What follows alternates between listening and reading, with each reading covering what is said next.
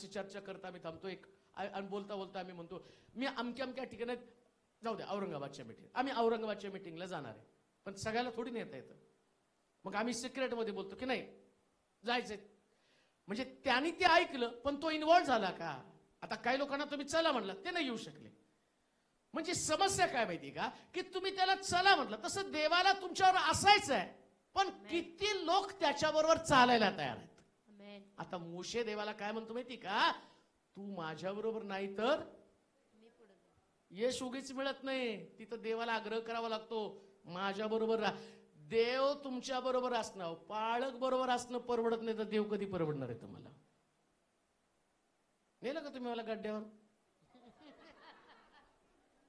तुम्ही जाऊन पाळण्यात बसला मला नेलं का मला नेऊन तुमचं फ्रीडम कुठं घालवणार आहात कोणती गोष्ट मी सांगतो ती लक्षात घ्या प्रभू असतो तर रिस्ट्रिक्शन येतात पण हीच मर्यादा तुमच्या विजयाचं कारण आहे हे रिस्ट्रिक्शन मर्यादा आहे प्रभू तुमच्या बरोबर आहे ना तो तुमच्यावर असल्यावर तुम्हाला बोलताना पण विचार करावा लागतो अरे देव आहे बरं का बाजूला असा एकही शब्द असा निघायला नको की ज्याच्याद्वारे प्रभू दुखावला जाईल मोशे देवाला म्हणतो तू माझ्या बरोबर नाही तर गणनाच्या पुस्तकामध्ये 12व्या अध्यायाच्या 3 ते 8 पर्यंतच्या वचनामध्ये वाचा बरं हा गणनाचं पुस्तक 12वा अध्याय 3 ते 8 वचन हा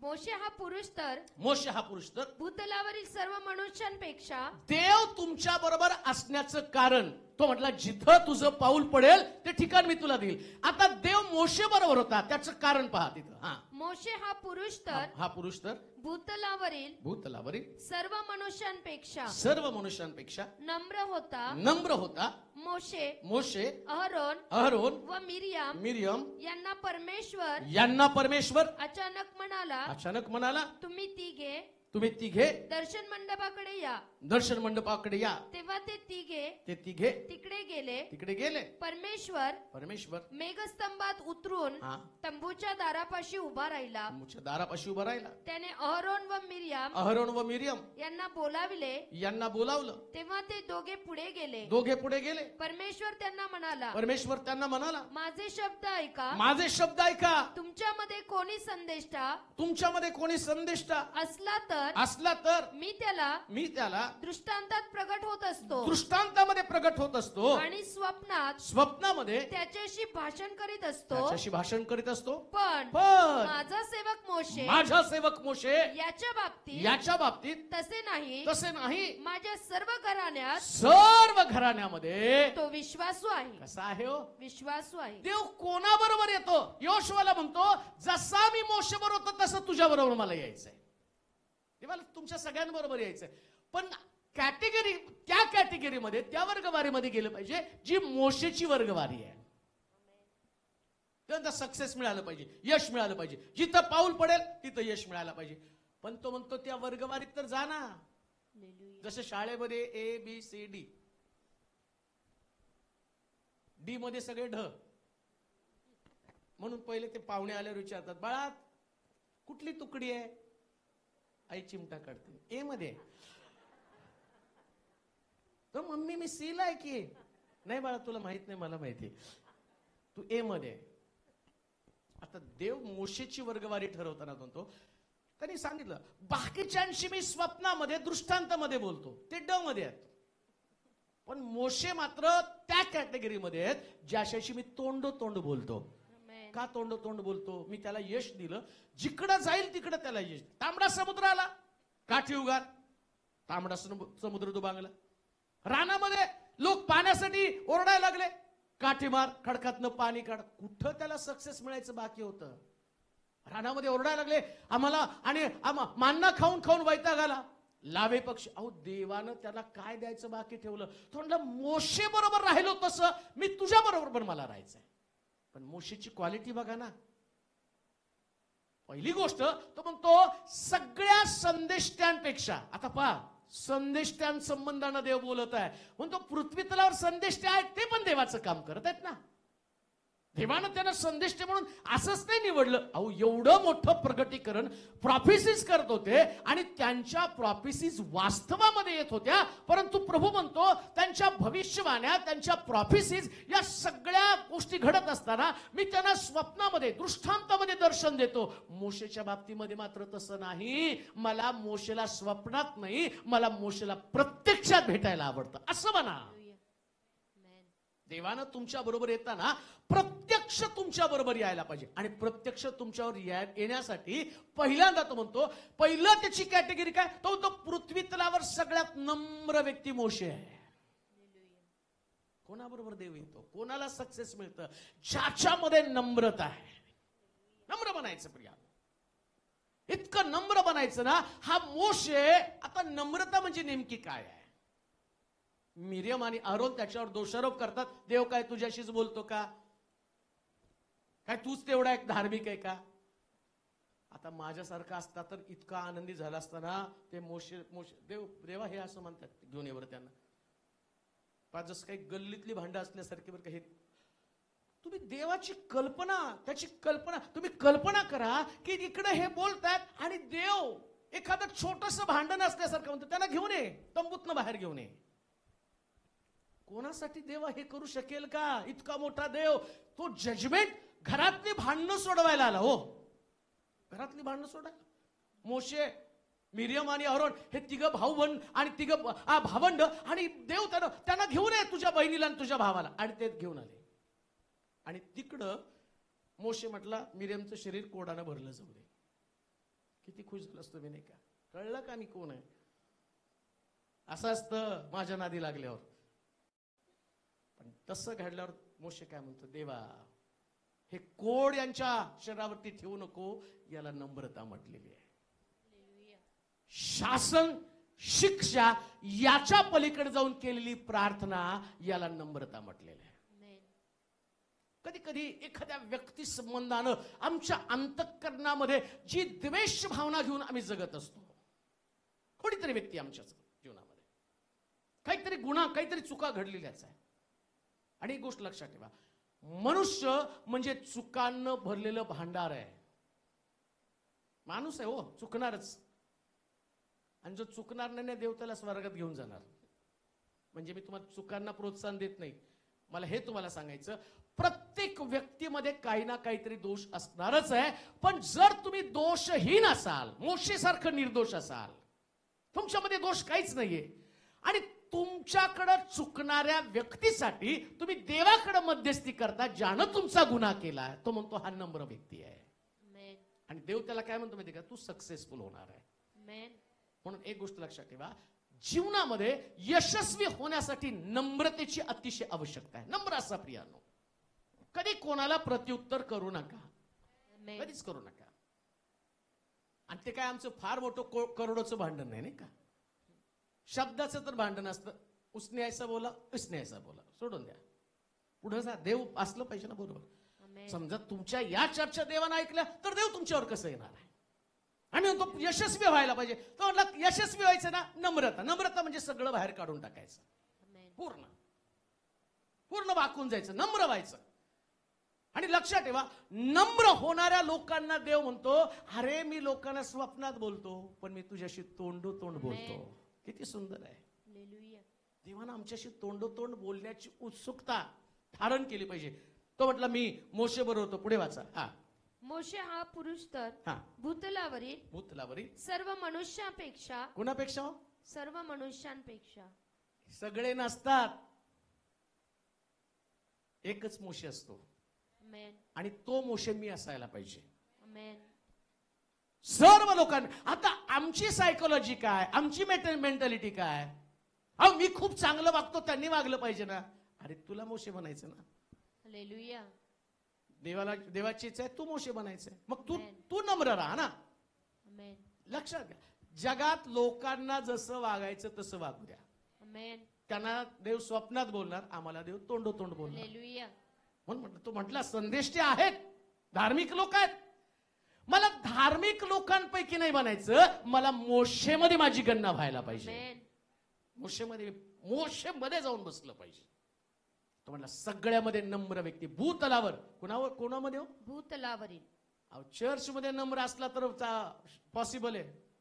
ही मंडळी, ती मंडळी, यांगीचावची मंडळी, अमेरिकेतल्या मंडळ्या, तो म्हणतो एवढ्या मंडळ्या तपासल्या त्यामध्ये एक मोशे सापडला. कसलं आहे? ही नम्रता आमच्यामध्ये असणं म्हणजे सक्सेसकडे आम्ही जाणं, यशाकडे आम्ही जाणं. पुष्कळ लोक धार्मिक आहेत पण ते नम्र नाहीयेत. लक्षात ठेवा, धार्मिक बनू नका, नम्र बना. धार्मिक नका बनू, नम्र बना. संदिष्टे आहेत ज्यांच्याशी मी स्वप्नात बोलतो, मी दृष्टांतामध्ये बोलतो, पण मोशेशी मी तोंडोतोंड बोलतो. देवानं तुमच्याशी तोंडोतोंड बोलण्यासाठी तुमच्याकडे नम्रता असली पाहिजे. त्याच्या पुढे काय वाचा 4थ्या वचनामध्ये? मोशे, अहरोन व मिर्याम यांना परमेश्वर अचानक म्हणाला, तुम्ही तिघे दर्शन मंडपाकडे या. दर्शन मंडपाकडे या. तेव्हा ते तिघे तिकडे गेले. परमेश्वर मेघस्तंभातून उतरून तंबूच्या दारापाशी उभा राहिला. त्याने अहरोन व मिर्याम यांना बोलावले. तेव्हा ते दोघे पुढे गेले. परमेश्वर त्यांना म्हणाला, माझे शब्द ऐका. माझे शब्द ऐका. तुमच्यामध्ये कोणी संदेष्टा असला तर मी त्याला दृष्टांतात प्रगट होत असतो. आणि स्वप्नात त्यांच्याशी भाषण करीत असतो. पण माझा सेवक मोशे याच्या बाबतीत तसे नाही. माझ्या सर्व घराण्यात तो विश्वासू आहे. दुसरी गोष्ट, देव कोणाबरोबर राहतो? जे घराण्यामध्ये विश्वासू आहे. मी कुटुंबापुरतं बोलत नाही, एखाद्या कुटुंबाविषयी मी बोलणार नाही. तुम्ही तुमच्या कुटुंबात विश्वास असू नका, तुम्ही तुमच्या अख्ख्या घराण्यामध्ये विश्वासू असा. ज्यास तुमचं कुळ मूळ काढलं जाईल, तुमचं घराणं तपासलं जाईल ना, त्या घराण्यामध्ये तपासणी करत असताना सक्सेस तुम्हाला पाहिजे तर देव तुमच्या बरोबर असला पाहिजे. एक गोष्ट ध्यानात ठेवा, इतकं विश्वासू देवाला राहा ना की देवानच तुम्हाला सोडून जाता कामा नये. एवढं विश्वासू राहायला पाहिजे. तुम्हाला असं वाटतं की नाही माझ्या घरात मी एकटी, अहो घराचा विचार सोडून द्या, घराण्यात तुम्ही विश्वासू असलं पाहिजे. माझ्या घरातले लोक विश्वास ठेवत नाही, सोडून टाका विचार. तुमच्या घराण्यामध्ये तुमचं व्यक्तित्व, तुमचं आणि खास प्रकारचं वैशिष्ट्य बनलं पाहिजे. तुम्ही इतके देवाच्या लाडके बनले पाहिजे ना, तुमच्या घराण्यातले लोक सुद्धा तुम्हाला चिटकायला यायला पाहिजेत. आमेन म्हणा. तुमच्या घराण्यातले लोक, त्यांनी म्हटलं पाहिजे का परवा मीटिंगला आमची बहीण आली, चुलत बहीण. जास्त मी कुणा आमच्या घराण्यात मला कोण ओळखतच नव्हतं, पण ती त्या दिवशी तिथं आली पडत आणि येऊन माझा भाऊ आहे, आणि तिने खूप लोक घेऊन आले. माझा भाऊ आहे, माझे फोटो काढ माझ्याबरोबर. मला अभिमान वाटतो की तुझ्यासारखा सेवक देवाने तयार केलेला आहे. मग एवढे सगळे लोक आहेत, ते आले. तुमची बहीण आहे? हो माझी बहीण आहे. घराण्यामध्ये विश्वासू एक वेगळ्या प्रकारचं अट्रॅक्शन असतं. लक्षात घ्या, ज्या वेळेस तुमच्याकडे काही नसतं पण तुमचा देवावरचा विश्वास असतो, हेच तुमच्या यशाला सुरुवात आहे. माझ्याकडे काय नाही याच्याकडे बघत बसू नका. माझ्याकडे काय, अरे तुझ्याकडे देव आहे ना. देव तुझ्याकडे आहे, मग आज तुझ्याकडे जे नाही हे तुझ्या घराण्यातल्या लोकांना दिसेल. याच्याकडे नव्हतं पण देवामुळे हे आलेलं आहे. याच्यासाठी म्हटलं, यश मिळण्यासाठी सुरुवातीला देव बघतो तुम्ही किती विश्वासू आहात. एकदम झटक्यात काही मिळत नाही बरं का. देव आधी बघतो खरंच विश्वासू आहे का. अहो एवढे वर्ष चाललो, आता प्रभू द्यायला लागलेला आहे. तुम्ही साक्षीदार आहात. काय होतं आपल्याकडे? काही नव्हतं. प्रत्येक गोष्टीसाठी तुळतुळावं लागत होतं, मागावं लागत होतं, हातामध्ये येत नव्हतं. पण आता देवानं विश्वासू पण पाहिलं ना एवढ्या वर्षामध्ये. त्याने जाणलं की हा व्यक्ती जो आहे ना तो मला विश्वासू अशा प्रकारचा व्यक्ती आहे. आज सकाळीच एका युकेच्या बहिणीने फोन केला आणि त्यांनी सांगितलं की तुमचं चर्चच्या अकाउंटवर पैसे जात नाहीत, माझ्या तिकडून तुमचं पर्सनल अकाउंट द्या. आता विचार करा, बाहेरचे लोक नेहमी म्हणतात आम्ही तुमच्या अकाउंटवर नाही पाठवणार, चर्चच्या अकाउंटवर, कारण त्यांना गॅरंटी नसते. पण त्यांनी एवढा विश्वास टाकला, जर तुमचं पण दुसरं अकाउंट नसेल तर तुमच्या चर्च मधल्या एका व्यक्तीचं तर द्या.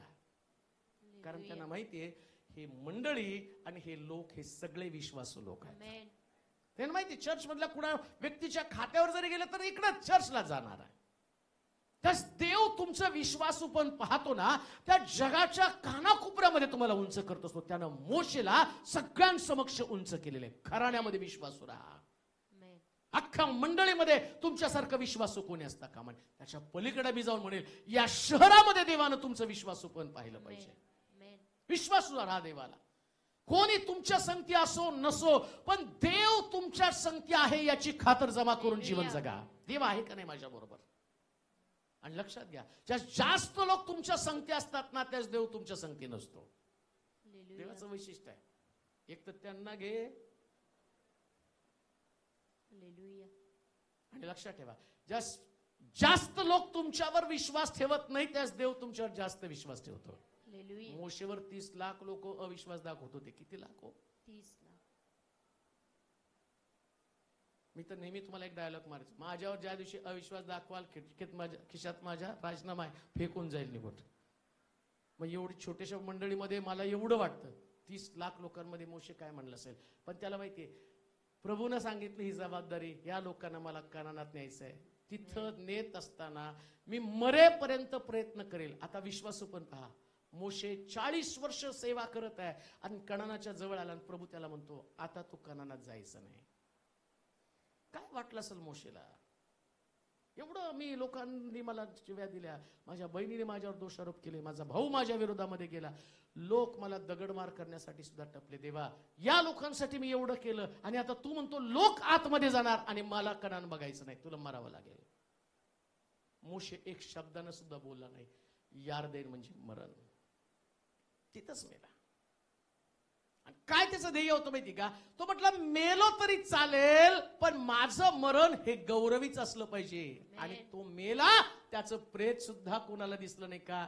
देवानं त्याला स्वर्गामध्ये नेलं. तो स्वर्गामध्ये पुरावा काय? येशू ख्रिस्त डोंगरावर बोलताना मोशे आणि एलिया तिथं बोलत होते आणि देवानं दाखवून दिलं त्याचं प्रेत नाही, त्याच्या प्रेताला मी स्वर्गामध्ये नेऊन गौरवी वैभवी जीवन त्याला दिलं. एक गोष्ट ध्यानात ठेवा, प्रभूमध्ये चालत असताना विश्वासूपणे चाला. कुठं देव तुम्हाला थांब म्हणेल तिथं थांबायचं. आमेन म्हणा, पुढे नाही जायचं. देव थांब म्हणला की थांबायचं.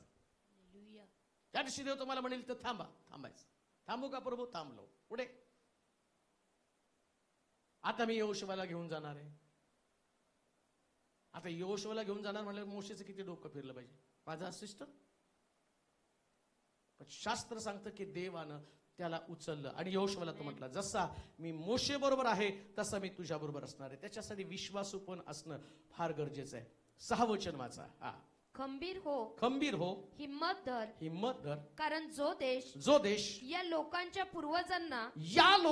पूर्वजांना देण्याची शपथ मी त्यांच्याजवळ वाहिली आहे, तो तू यांना वतन म्हणून पहा. आता तिसरी गोष्ट, पहिली गोष्ट आम्ही पाहिली की तुम्हाला यार्देन ओलांडायची.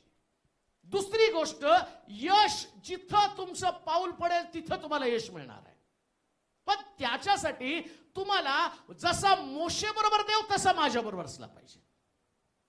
आणि मोशे बरोबर देव राहण्याचं कारण त्याच्याकडे असणारी नम्रता आणि त्याच्याकडचं विश्वासूपण.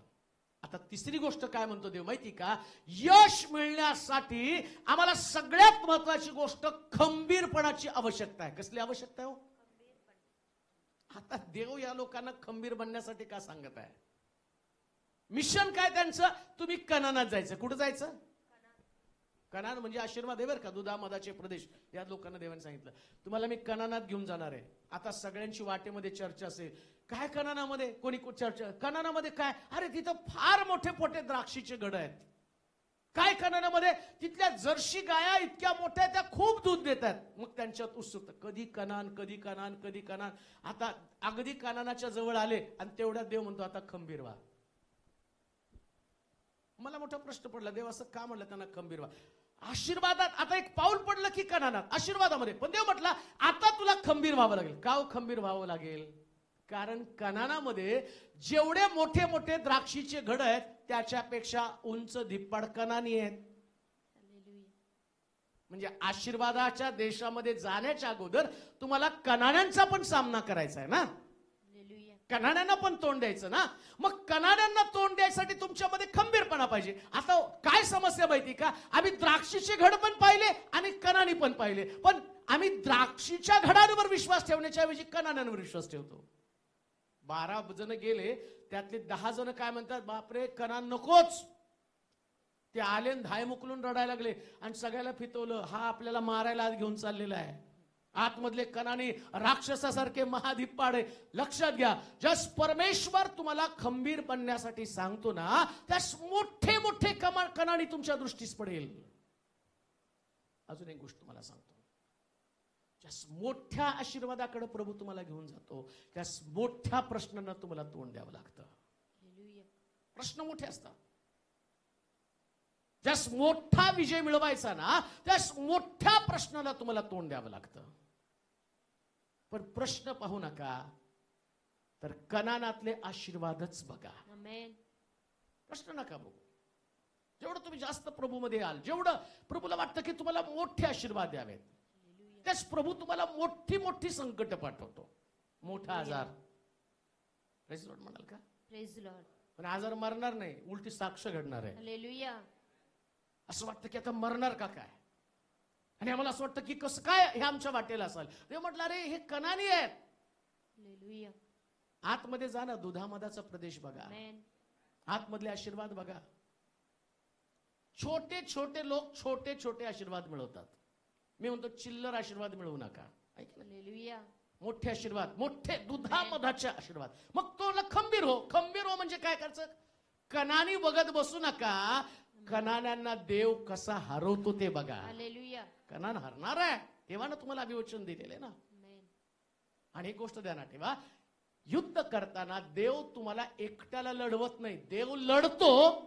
फक्त तुम्हाला ऍक्शन करायची असते. हालेलुया. लढतो देवच, ऍक्शन तर करा ना. मग तुम्ही गाणं गाताना म्हणता ना, हारा हुआ शैतान.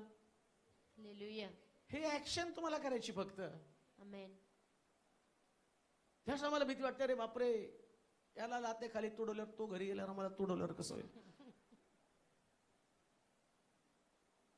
म्हणून लक्षात, चर्च मध्ये ती ऍक्शन खूप महत्वाची असते. तुम्हाला साध्या गोष्टी असतात. मुळात काय होतं माहिती का, तुम्ही घरातनं येताना इतके कणाने घेऊन येताना, आणि त्या कणानेच विचार तुमच्या घरातनं येताना येतात. कणान तुमच्या घरातच आहे, बाहेर कुठंच नाही, घरातच बसलाय कणान. तो येतानाच तुमच्याशी एवढं भांडण बिंडण करून काय ताचो द्या आपले आपलं टेन्शन. अरे नाही रे, ऍक्शन कर, देव विजय देईल. चर्च नाही, कणान आहे तुमच्या घरामध्ये आणि तो असणार आहे. मग 12 हेर गेले आणि 12 मधले 2 वेगळीकडे गेले. 10 ओरडत ओरडत रडत रडत आले. काय योशनचर काय सांगू, एक 15, 17 फुटाचा, आणि त्याची बॉडी अशी, त्याचा दंड तसा, त्यांचे भाले असे, त्यांची नगर तसं, त्यांचं घर असं, त्यांचे पलंग 22 फुटाचे पलंग. 22 फुटाचे पलंग. 7 फुटाचा पलंग बघितलं तर धडकी, त्याच्यात 3 फूट पलंग, 22 फुटाचे पलंग. त्यांनी ते पलंग पण बघून आले. काय, अरे त्यांचे पलंगच 22 फुटाचे आहेत. 2 हेर गेले, त्यांनी त्यांचे पलंग बघितले नाही, त्या कणाण्याची उंची बघितली नाही, त्यांची भाले बघितले नाही. ते म्हटले, आतमध्ये गेल्यावर एवढे मोठे मोठे आंबे, एवढे मोठे मोठे द्राक्ष. लक्षात घ्या, लोकांना नकारात्मक साक्ष सांगू नका. जे खंबीर लोक आहेत ते नेहमी आशीर्वादाच बोलत असतात. यश मिळायचं ना, सगळं ते मोठ्याच गोष्टी बोला, सगळ्या मोठ्या गोष्टी बोला. 50% मिळाले तरी बिंदास आहे. 50% 50% पण 50 पडले, हे कणानी आहेत. जे रिझल्ट तुम्ही पाहता तो कणानी आहे. पण तुम्ही पाहता की जे तुम्हाला दिलं याच्यात देव तुम्हाला विजय देणार आहे. लक्षात देणार आहे तुम्हाला. तुम्ही का असं एकदम निगेटिव्ह थिंकिंग करता की आता सगळं माझं संपलं. काही लोक तर लगेच फाशी घेऊन मारतात. पण मग 10वीला कमी टक्के पडले, फाशी घेऊन मेला. 12वीला कमी टक्के पडले, फाशी घेऊन मेला. मग काय आता तुमचं स्मारक बांधू, फाशी घेऊन मेला म्हणून? अहो, त्याच्यापेक्षा तुम्ही त्याच्यामध्ये राहून कर्तृत्व करा, कारण देव तुमच्या बरोबर आहे. जीवन संपवण्यासाठी नसतं, ते लढण्यासाठी असतं. का लढायचं? देव विजय देणार आहे म्हणून लढायचं आहे. त्याच्यासाठी लढायचं. देव तुम्हाला विजय देणार आहे. घाबरून हत्यार नाही टाकून द्यायचं आणि माघार नाही घ्यायची. लक्षात ठेवा, जीवनाच्या प्रत्येक पावलागणीच देव तुमच्या बरोबर आहे. म्हणून तो म्हणतो, जिथं तुझं पाऊल पडेल तिथं पडेल.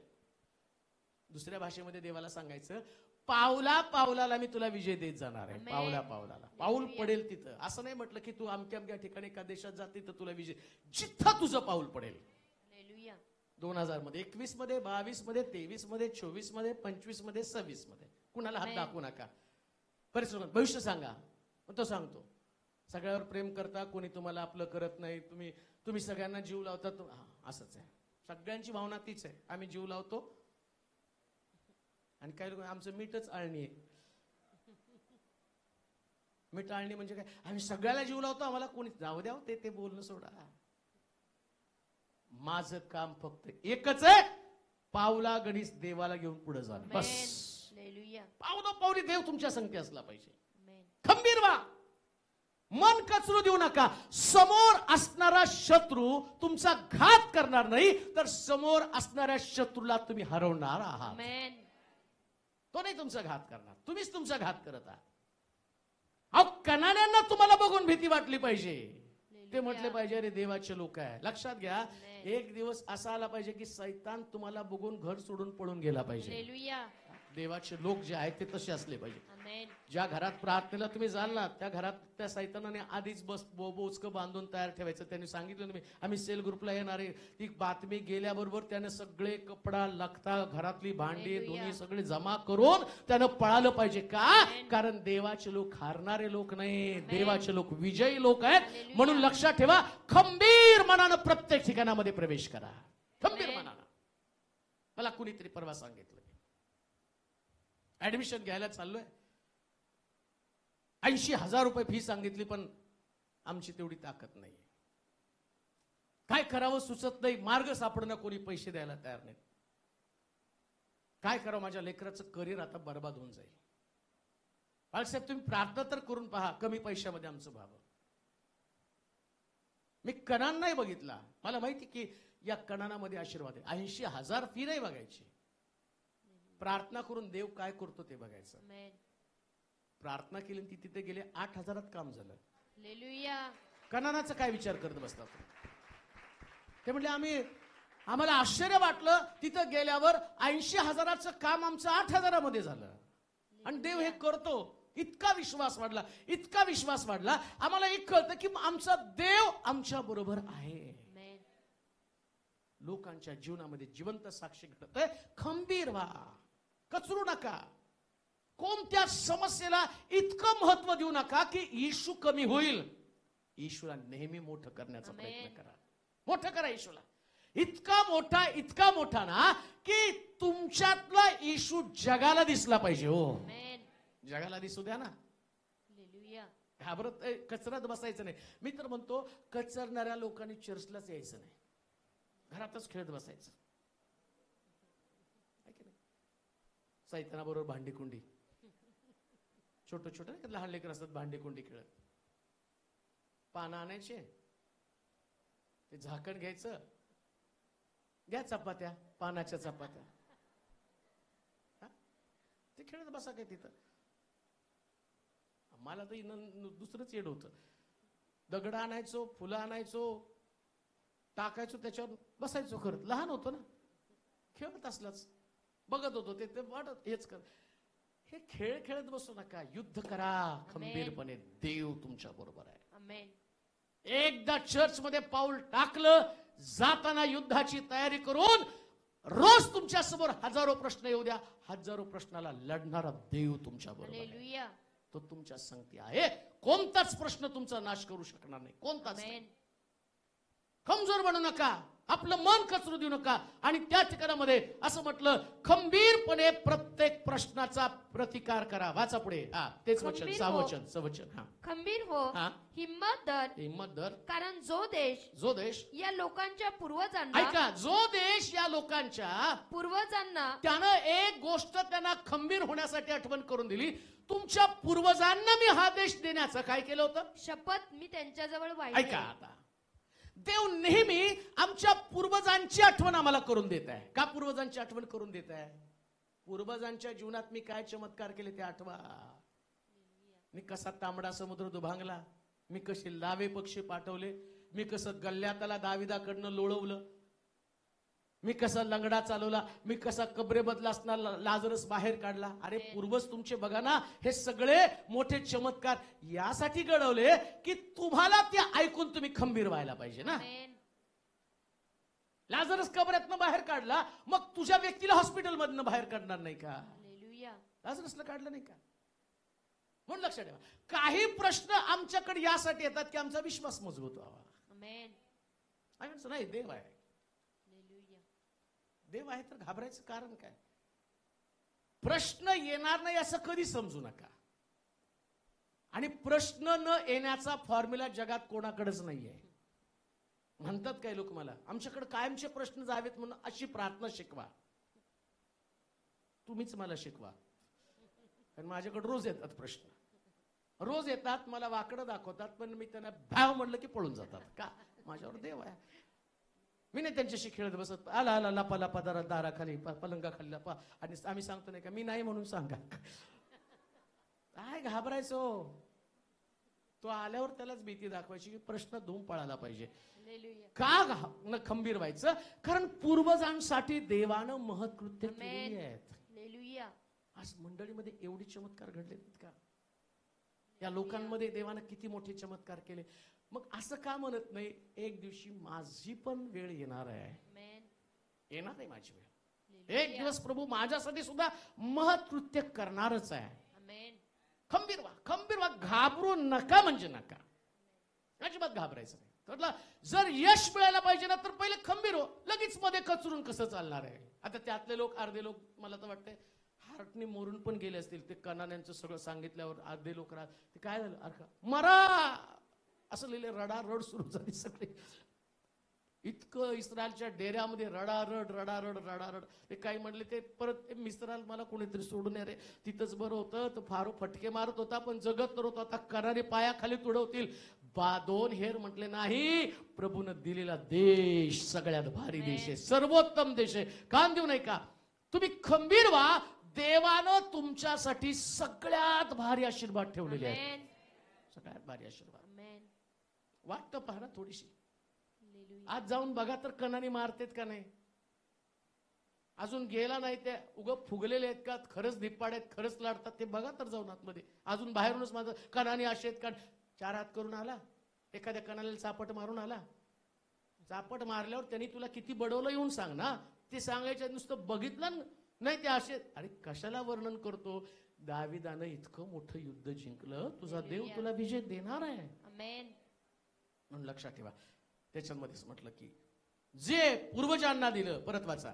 खंबीर हो, खंबीर हो, हिम्मत धर, कारण जो देश या लोकांच्या पूर्वजांना देण्याची शपथ मी त्यांच्याजवळ वाहिली आहे, तो तू यांना वतन म्हणून मिळून देशील. देवानं आम्हाला अभिवचन दिलेलं आहे. आम्हाला सगळ्याला देवानं अभिवचन दिलंय. आणि देव विश्वास आहे. का खंबीर व्हायचं माहिती का? देवानं आम्हाला आशीर्वादाचं वचन दिलेलंच आहे. म्हणून एक गोष्ट ध्यानात ठेवा, आता तुम्ही ज्या सिच्युएशन मध्ये आहात, आता काय आतमध्ये कणानी आहेत, तुमच्या घरात कणानी आहेत, आयुष्यात कणानी आहे, पण अभिवचन आहे. आज तुम्ही बेकार आहे, कणान घरामध्ये बसलाय. आज तुम्हाला परीक्षेला जायचंय, मनामध्ये दडपण आहे, आधीचा रिझल्ट सगळा सो आहे, कणान आहे घरामध्ये. आणि आम्ही आधीच्या रिझल्टवर जातो. आधीच्या रिझल्ट कडे बघू नका. कणान घरामध्ये, पण देव तुमच्यामध्ये. देव तुमच्यामध्ये आहे ना, मग तुमचा विश्वास असला पाहिजे. जसं देवानं पूर्वजांना अभिवचन दिलं, आता देव आम्हाला पण अभिवचन देत. आणि आमचं अभिवचन काय आहे? कणानी तुमच्या समोर टिकाव धरू शकणार नाही. कधीच टिकाव धरू शकणार नाही. म्हणून खंबीर व्हा पोरांनो, खंबीर व्हा पोरींनो, खंबीर व्हा. काम करणाऱ्यांनो खंबीर व्हा, घरात बसणाऱ्यांनो पण खंबीर व्हा. एक दिवस तुमच्याकडे चांगली नोकरी असणार आहे. अभिवचन आहे देवाचं. तुमचा बिझनेस एक दिवशी चांगला फ्लो मध्ये चालणार आहे. आता पत्राच्या खोलीमध्ये आहात, एक दिवशी 4 BHK असेल. मी 1 BHK पण नाही म्हणत, 4 BHK असेल. मी कशाला तुम्हाला साधं साधं सांगू? माझा देवच साधं नाही, तो सगळ्यात भारी देव आहे. तो भारी भारी देणार आहे, दुधामधाच्या प्रदेशामध्ये नेणार. हालेलुया. रामूला देतो, मग आम्हाला नाही देणार? हालेलुया. तर रामूच्याच नाकात मोती वावलाय आणि आमच्या नाही, आम्हाला पण देव देणार आहे. मग त्याच्या घरी जाऊन प्रार्थनेला लावू, त्याला पण आपल्या घरी बोलवूया. बघ, देवाने तुझ्यापेक्षा भारी दिलं. त्याने विचारलं पाहिजे, तुम्हाला कसं मिळालं? देव माझ्या तुझ्याबरोबर जसा होता तसा माझ्या बरोबर देव आहे. आमेन. देव प्रत्येकाच्या संगती आहे आणि देवाच्या अभिवचनावर विश्वास ठेवून आम्हाला वाटचाल करायची. आमेन. मध्येच थांबू नका. ऐका, आत्मिक जीवन चालताना कधीच मध्ये विश्रांती घ्यायची नसती. आमेन. कधीच नाही प्रिया. कधी कधी सगळं पाहिल्यावर थोडीस असं वाटतं विसावा घ्यावा, प्रभू आता दमलो. नाही दमायचं, हालेलुया. अजिबात जमायचं नाही.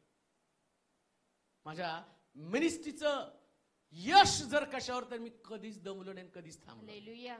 आला प्रसंग, त्यास वाटलं होतं थांबावं आता मिनिस्ट्री, पण नाही. ती परिस्थिती आता आहे का? नाही. आताची परिस्थिती तशापेक्षा भारी आहे. हालेलुया. जर मी थांबलो असतो, पळून गेलो असतो, तर सक्सेस मी पाहिलं नसतं. तुम्हाला सुद्धा थांबू वाटत असेल, थांबू नका, कारण यश तुमचं वाट पाहत आहे. आमेन.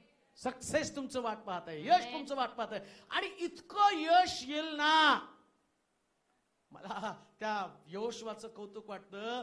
या मोशेनं 40 वर्ष एवढा खडतर प्रवास केला, पण यहोशुवा सगळ्याला घेऊन आज चाललाय. हालेलुया. न जाणो किती आत्मिक लोकांनी बलिदान दिलं असेल, परंतु तुम्ही एक अशी व्यक्ती असाल की देव तुमच्याद्वारे अनेक लोकांना आशीर्वादाच्या आमेन. देशामध्ये घेऊन जाईल. हालेलुया. तुमच्याद्वारे तुम्ही ते लोक आहात ज्याच्यासाठी प्रभू अभिवचन देते. या सगळ्या लोकांना तुला घेऊन जायचंय. ऐका, आमेन. तुम्ही थांबला तर तुमच्यावर बरेच लोक थांबणार आहेत. काय प्रभूला सांगायचंय? कधी कधी आम्ही थांबतो, आम्ही थांबलो तर तो म्हणतो यांना कोण घेऊन जाणार आहे? साक्ष तुमच्या अतिशय जवळ आलेली आहे बरं का. कनान अतिशय जवळ आलेलं आहे. आणि कनान जवळ आल्यावर जर तुम्ही थांबला, मग हे बाकीचे लोक, एवढे लोक तुमच्यावर अवलंबून आहेत ना, हे लोक तुमची साक्ष पाहणार आहेत. हे लोक तुमचा विश्वास, तुमचा बदल, तुमच्या परिस्थितीमधला बदल ते पाहणार आहेत. आणि ते पाहिल्यावर ते तुमच्या बरोबर आत येणार आहे, कनानामध्ये, हालेलुया. स्वर्गामध्ये पोहोचणार आहेत. देवाचे प्रिय लोक, यश मिळण्यासाठी, पावला गणित यश मिळण्यासाठी तो म्हणतो खंबीर हो. प्रभू आम्हाला खंबीर बनण्यासाठी सांगत आहे. आपण देखील खंबीरपणे प्रश्नांचा सामना करू. आपल्या जागेवरती आपण उभं राहूया, आपले डोळे आपण बंद करूया, आपल्या मान आपण झुकूया, आपली मस्तक आपण लावूया. देवाचं वचन आपल्याकडे आलेलं आहे, त्यानं आमची वेळ घेतलेली आहे. प्रभू पुन्हा आम्हाला खंबीर बनण्यासाठी सांगत आहे. प्रश्न येतील आणि जातील, पण देव कायमस्वरूपी आमच्या संगती आहे. आमचं जीवन देवाला समर्पित पुन्हा एकदा करूया. यार्देन ओलांडून पलीकडे जाऊ. यार्देनेमध्ये अलीकडे थांबू नका.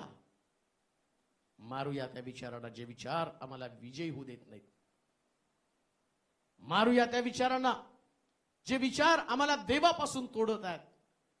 चांगल्या विचारांना पुढे देतो आणि प्रभूला म्हणू, प्रभू तुझ्या योजनेप्रमाणे तू आम्हाला चालव. हे सर्वशक्तिमान देवा, सर्वाहून सुंदर सामर्थ्यशाली प्रभू, आज पुन्हा एकदा आम्ही तुझ्या समोर नम्रतेने येत असताना आमचं समर्पण तुला करतो. प्रभूजी, ज्या पद्धतीने देवाबरोबर आम्ही चालायला पाहिजे त्या पद्धतीने आम्ही खरंच चालू शकलो नाही. जी नम्रता मोशेमध्ये होती, जे विश्वासूपण मोशेमध्ये होतं, आज ते विश्वासूपण, ती नम्रता आमच्यामध्ये होती. यार्देन ओलांडून आम्हाला पलीकडे गेल्यावर खंबीर होणं गरजेचं आहे. खंबीर होण्यासाठी जे सूत्र तू आम्हाला सांगितलंस, मी तुमच्या बरोबर आहे, हीच गोष्ट आम्हाला खंबीर बनवणार आहे. आज जे कमकुवत मनाचे आहेत त्यांचं मन खंबीर बनव प्रभूजी. त्यांचं लक्ष देवाकडे लागलं जाऊ दे. प्रभू जो चांगला, अनुग्रहकारी, सर्व शक्तिमान देव, याच्याकडे त्यांच्या नजरा लागल्या जाऊ दे. आम्ही प्रार्थना करतो या तरुण लेकरांसाठी, त्यांना खंबीर बनव प्रभूजी. त्यांची स्वप्न मोठी कर. रोज प्रभूला आपल्या जीवनामध्ये ग्रहण करण्यासाठी, पुढे जाण्यासाठी त्यांचं मार्गदर्शन कर. काही लोक जे थांबलेत त्यांना आठवण करून दे. यश मिळण्यासाठी आम्हाला देवाबरोबर चालणं गरजेचं आहे. धन्यवाद देतो, तुझी स्तुती करतो. वेगवेगळे लोक या ठिकाणात आले, त्या सर्वांना आज जाताना आशीर्वादित करून या ठिकाणात पाठव प्रभूजी. स्वामींची आम्ही पुन्हा आठवण करत आहोत. माझा विश्वास आहे त्याला तू बरं केलेलं आहे. खरोखर तुझ्या लेकरांची तू काळजी घेणारा प्रभू आहे. या मंडळीमध्ये कोणीच व्यक्ती कुठल्याच प्रश्नात राहू दे नकोस, आणि प्रश्न असतील तर त्यांना लढण्याची ताकद दे प्रभूजी. धन्यवाद देत, तुझी स्तुती करत, तुला महिमा देत. येशूच्या नावात ही प्रार्थना विनवणी केली म्हणून तो ऐक. आमेन. आता देव बापाची प्रीती, प्रभू येशू ख्रिस्ताची कृपा, पवित्र आत्म्याची सहभागिता तुम्हा सर्वांबरोबर आता आणि सदा सर्व काळ राहू. आमेन. 1-2 मिनिटं